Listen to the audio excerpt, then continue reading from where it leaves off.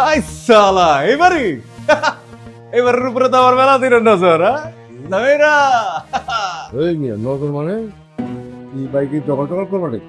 আরে না না উকিল সাহেব এবারে তো আমার খুব কাছের মানুষ থাকে মানে ক্রাশ করে ক্রাশ থাকে আর কি বুঝছেন না আপন জন আর কি আরে ভাই সরাসরি বইলে দিলি তো হয় বসে ভাবি থাকে। ভাবি এই কার ভাবি?